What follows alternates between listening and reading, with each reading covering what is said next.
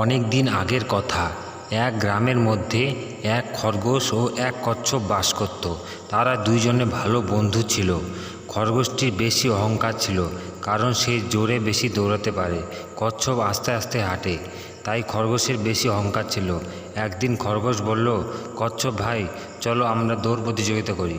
কচ্ছপ বলল যে, না বন্ধু, আমি তো আস্তে আস্তে হাঁটি, আমি দৌড়ে তোমার সাথে পাবো নাকি? খরগোশ বলল, না ভাই, আমার সাথে তোমার দৌড় প্রতিযোগিতা করতে হবে। তারপর তারা দৌড় প্রতিযোগিতার জন্য পরের দিন তাহলে প্রস্তুত হয়ে গেল।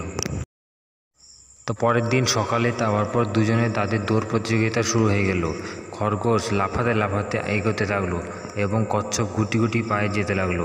খরগোশটি গন্তব্যের মাঝপথে চলে গেল। প্রায় মাঝপথে চলে যাওয়ার পর সেখানে সে একটি গাছের তলায় গিয়ে থামার পর সেখানে দেখলো কচি ঘাস, সেখানে বসে পড়ল। তারপর পিছন ঘুরে দেখলো যে কচ্ছপ নেই। সে সেখানে বসে এবং গাজর খাচ্ছিল। গাজর খেয়ে সেখানে ঘুমিয়ে পড়ছিল। ভাবলো যে কচ্ছপ আসতে অনেক দেরি হবে। এদিকে কচ্ছপ গুটি গুটি পায়ে এসে গন্তব্যে পৌঁছে গেল। তারপর যখন ঘুম ভাঙলো খরগোশের, তখন অনেক দেরি হয়ে গেছে। তারপর সে দৌড়াতে লাগলো। দৌড়তে দৌড়তে গিয়ে দেখে যে কচ্ছপ জিতে গেছে। বন্ধুরা, তোমরা গল্পটি থেকে কি শিখলে আমাকে বলো। আর যারা আমার চ্যানেলে এখনও সাবস্ক্রাইব করনি, তারা আমার চ্যানেলটিকে প্লিজ সাবস্ক্রাইব করে চ্যানেলটি সাবস্ক্রাইব করো।